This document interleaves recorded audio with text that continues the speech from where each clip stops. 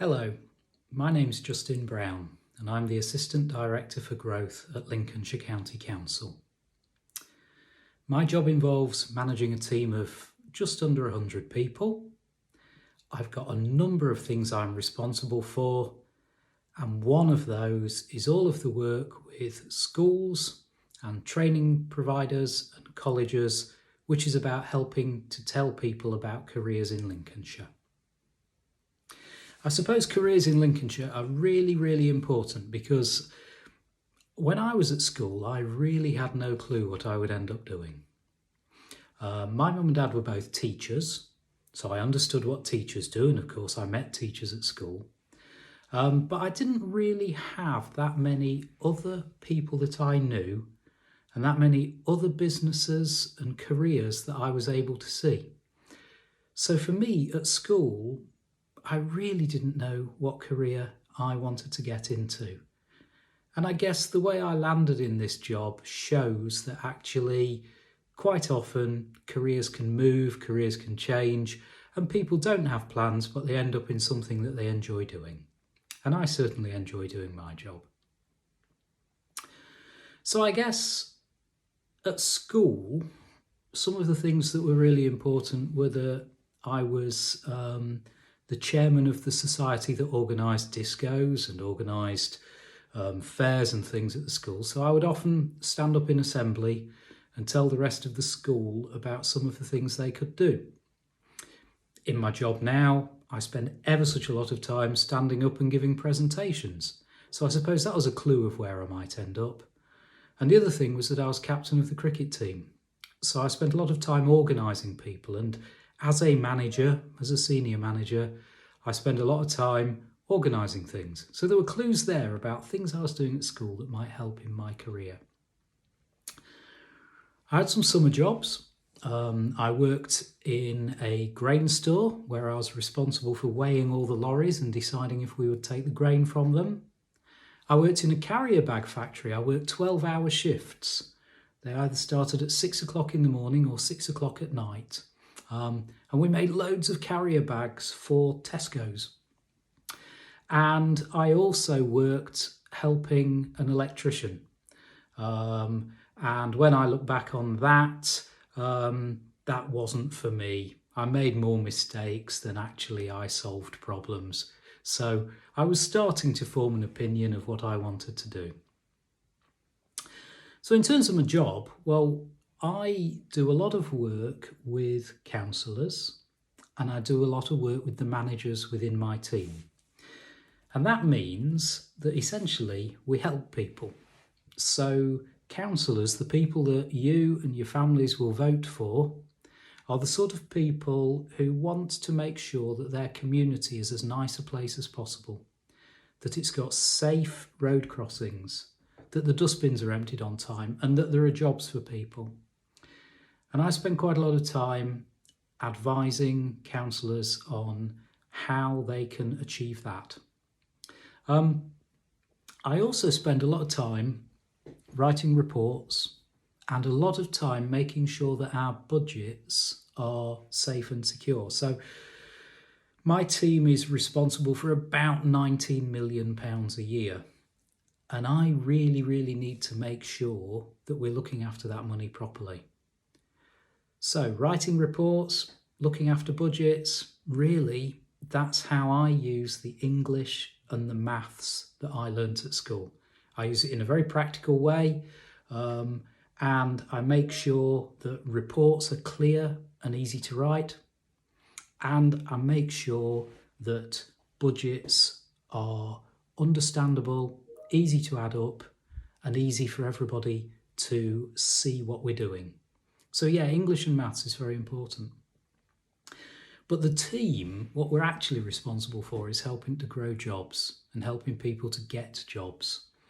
And I remember when I was doing geography at school, we did some work on what was called economic geography, why factories are based where they're based. So if you think about Lincolnshire, we've got lots of food businesses, haven't we? And those food businesses are all in Lincolnshire because we grow a lot of food. We're a farming county. Similarly, if you think about the amount of the Royal Air Force that we've got, they're here because strategically they needed to be here during the war. And so we did this work about economic geography and about why businesses are where they are. And I remember saying to the head teacher at the end of the course, what a complete waste of time that was. It was absolutely irrelevant to me. So I look back now, I'm 51, 33 years later, after telling the head teacher I thought it was irrelevant, I am responsible for the teams that do that work. So I guess to me, there's something really, really powerful about saying, even if on the day you're doing your course, you don't necessarily think, I can't understand why this is worthwhile to me. Well, maybe it is. So after my summer jobs, I went off to university. I went to university in Cardiff. And then when university finished, I was very lucky. I had a 4-year course, 3 years at university, 6 months in France, 6 months in Spain. And when I finished at university, the economy in the country had a big, big shock. And I was one of those people who thought when I went to university, I was going to get a brilliant job and I was going to work in a setting where I was doing things like importing products because I could speak foreign languages. I was going to get lots of money. I was going to be really happy.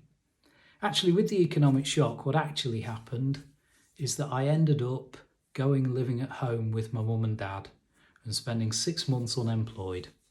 And the worst bit of that was that the girlfriend I had at college, at university, who is now my wife, was working as a representative in ski resorts in Italy. So I was not only outside of university and outside of everything I'd known for 4 years, but my girlfriend was a couple of thousand miles away.